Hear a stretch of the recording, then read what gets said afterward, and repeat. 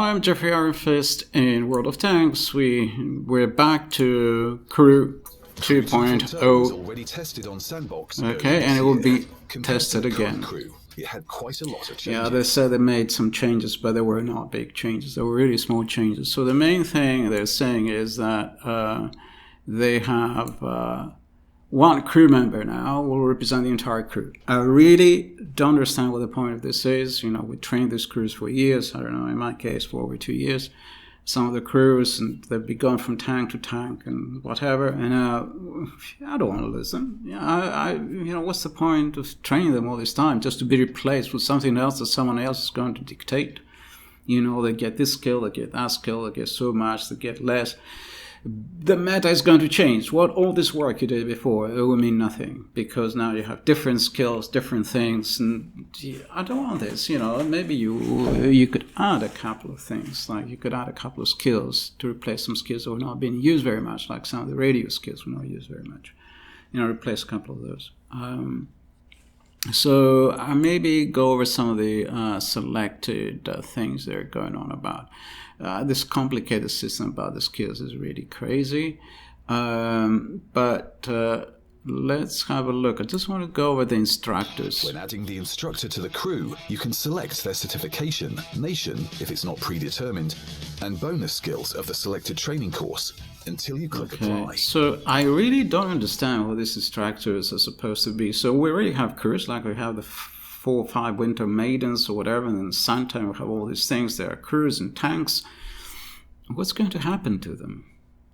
And in addition, not only are they crews and tanks, let's just go back. You know, I was just looking at this. So there are these recruits that have not been recruited yet. So here I have George Barton and Vasily Badaev, and also I have this Japanese guy, or is he Chinese? Chinese. And then various other people. And then I have some guys here who have extra, you know, they have the Brothers of Arms, Brothers in Arms skill, and various other things. And there are several of these. I mean, and they have not even recruited them yet.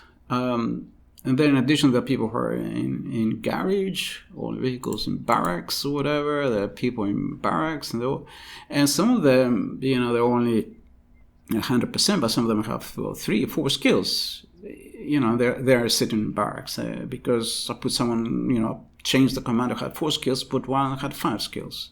And then I have a commander with 4 skills. Well, what are they? I don't want to lose these people. Let's just keep them on reserve. I don't want to lose them. And, you know, they say somewhere that maybe you can have the same crew on several tanks. So, you know, for example, for the Russian mediums, if you can have a look, I don't know if you can find the Russian mediums. I think I don't have them. Let's just, I don't know, will it all show up? Mediums, where are they? Mediums, sorry, Russians. No, deselected the Russian. No, I want to select the Russian. Okay, whatever.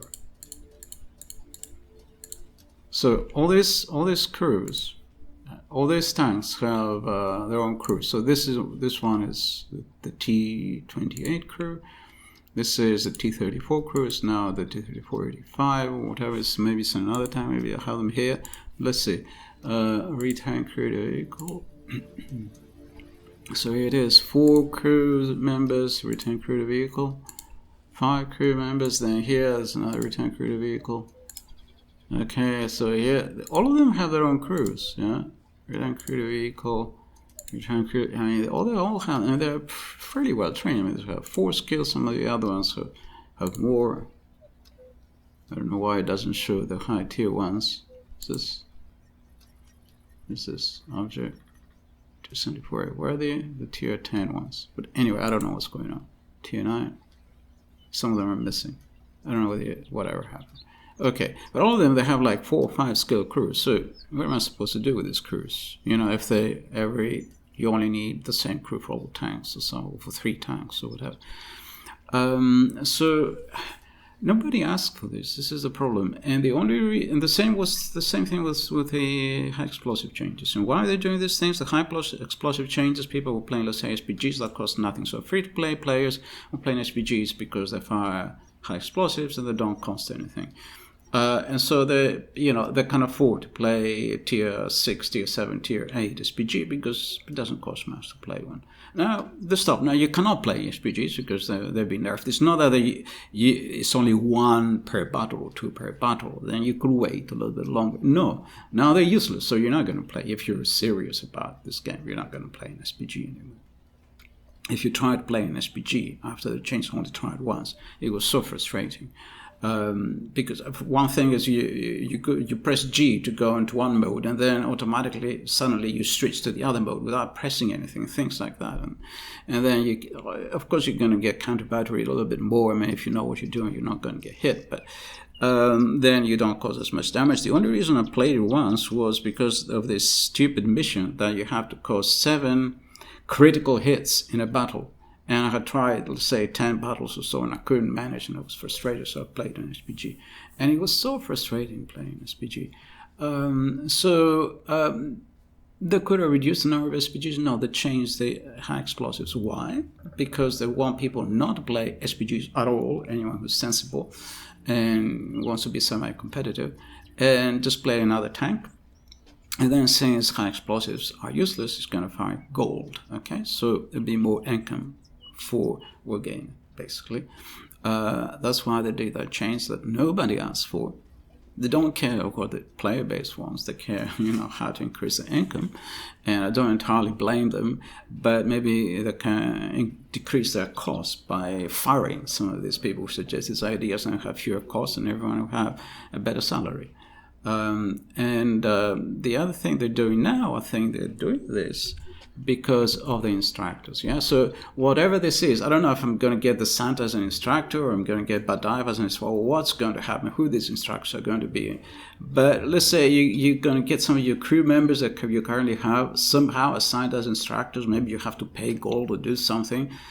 So you don't lose them. You have various crew members. You get them assigned as instructors, and I have no idea what they are supposed to do as instructors, if they're in the tank or what, if you hear their voices, or if you have skill, are you going to lose his voice? Or if he's an instructor and he's a gunner or something, okay, he's kind of be a gunner, but another guy was a gunner, let's say.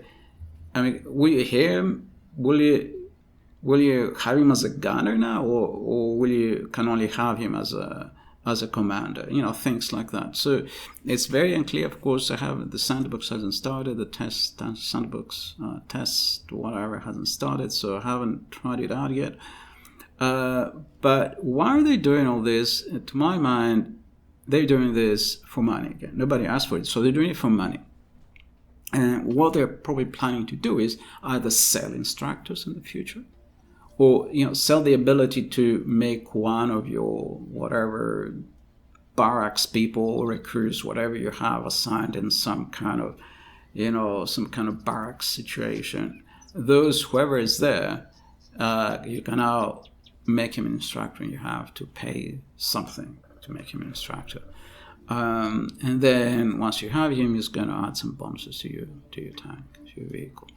And so there will be an additional way for gaming to make money. So crew books was not enough or something, so you do that. Now, one of the complaints is that this is going to increase the gap between the veteran players and the old players and the new players. And so what they're saying is, if you have more than 5 skills or something, I have some crews with more than 5 skills, you're going to lose those. I think it's something like that. You lose the extra progress you have about 5 skills, or about 4. I can't remember what it was. That's a little bit annoying. Now, probably so you have to, pay something, more crew books or whatever, to progress the crew further. And, one of the feedback things people were giving, I checked what people, most people in Europe and America are against this idea, but in Russia, they're very much for it. So it's probably going to go through. Because, Russians are very different. I mean, this game is Russian. You have a team of 15 randoms. And then you have one guy who goes and seal clubs, in theory, the other ones, that's the idea. Now they think, oh, now I can seal club board. That's their approach to this game, and for me, I'm looking for a historical game that involves tanks, and the other ones are very, very arcadish. This one's arcadish. There isn't a proper one. There's a total war. Like the closest one is still Division 2, but it's overcomplicated. You start by commanding armies with thousands or hundreds of units. You cannot do this as a new player, and so a real-time strategy with hundreds of units. I mean, it's crazy. So. There is no halfway where you have like 3 units or 4 units or 5 units. I'd like to have a tank and 2 squads, or maybe a mortar and a squad that's kind of going to do some recon or something, or maybe an anti-tank gun. I don't want to have an army of 500 units, individual units that I have to command in real time. This is crazy. This is what still Division 2 is like. And then on the other hand, you have this game only has one thing you can command, one tank. It's very arcadish, and it's totally non-historical. I'm hoping they will have some historical, game mode at some point, but they don't seem really interested. They just seem interested in making money. Anyway, this is my rant about not being a strategy game for World War II that involves real-time strategy. The other thing that it was something I wanted to say, something at the back. Let's hide this. Something at the back. What was it? Yeah. So these crews, this Sabaton crew and the Offspring crew, finally, unique instructors. They're going to become instructors. They're not going to be crews anymore.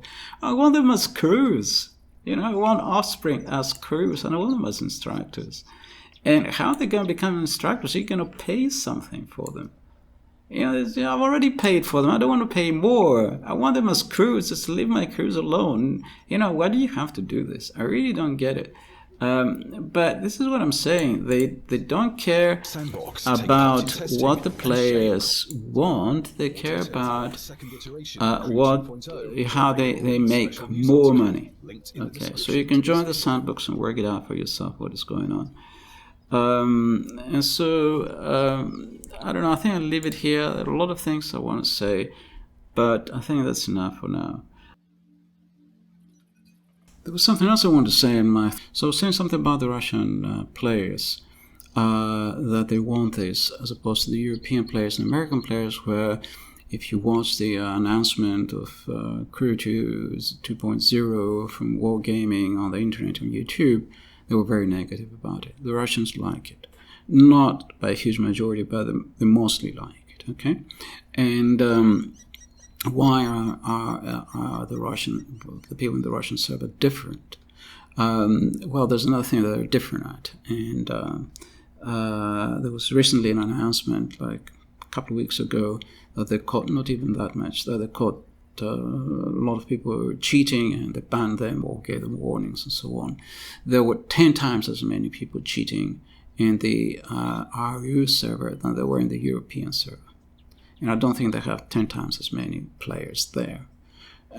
So that gives you the impression of what the Russians want, and they are a strong force. When I say Russians, the Russian server includes all sorts of people, Ukrainians, I don't know. It tells you they have a different culture. First of all, they can tolerate these random teams because they're used to it, whatever, I don't want to be derogatory. Okay, but it's not how it's done otherwise. When you're in a team you choose, you have 15 people, they're the 15 people you like, you're in the team you want to be. Yeah, that's according to your ability. It's not the sort of thing that happens, in this game. And so, but they like it because they can, presumably, some of them like to see a club. So, they have a strong tank that's very high experience. And so they like this idea that they can have even more experience now. Their tanks, they spend some money to do this and that, to go through loops and so on, but they can have more experience now eventually, some crews, so they can, see a club the new players. And this is shown by the fact there are more cheaters. They're shown by the fact that they like this idea. And what is the solution to this? As far as I see it, maybe there isn't money in it, but separate players according to skill. Yeah? So if new players want to play a few hundred battles or something, put them in a server of their own, playing with other people who are of their own skill, don't have trained crews, don't have this and that. They can learn the game this way. And put the guys who are a little bit better in a different server, or just give them the option, at least, to be in a different server. To be in the specialized servers, to be in the specialized whatever matchmaking, so that you don't mix so much the new players that don't have experience with the old players that have the experienced crews. And as a more experienced player, I would have preferred that, because I won't be in these chaotic battles where everyone's doing their own thing, and half the people have no idea what they're doing, because they only played like 100 battles before. So that's my solution. There isn't immediate benefit if you separate people in these groups, but I think if people enjoy the game by playing where at the kind of level they can, they're happy with, with people that they are of similar ability, then maybe they'll stick around more and play more battles. Another thing that I find is that people generally say they play fewer battles. Now, it's not just that because the more experienced players play higher tiers, therefore battles are slower, therefore you play fewer battles in the same amount of time. I think a lot of people, me included, myself included, are playing fewer battles and playing less and less in terms of time, in terms of hours, an hour per day or something. Whereas before I might have been playing the whole evening when I started. So,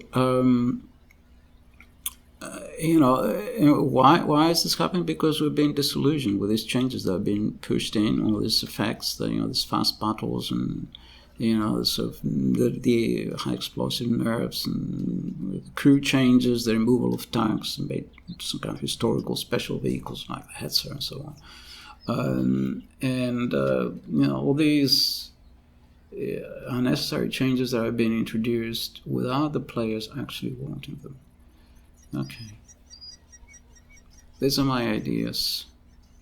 You can perhaps go and try out Crew 2.0 in the Sandbox server and see what you think about it yourself, because at this point we only have first impressions. Thank you for watching.